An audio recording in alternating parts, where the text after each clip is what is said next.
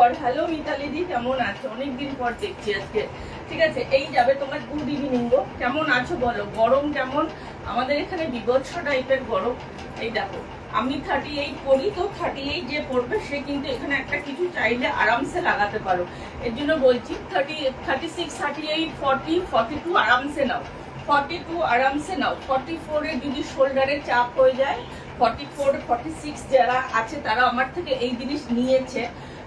তো আমি এর জন্য বলতে পারছি যে 44 নিলে তোমরা ওই সামনে কিছু একদম জাস্ট স্লিপ মানে স্লিপলেসটা যেটা পরতে পারবে না সেটা ঢাকার জন্য শুরু হবে।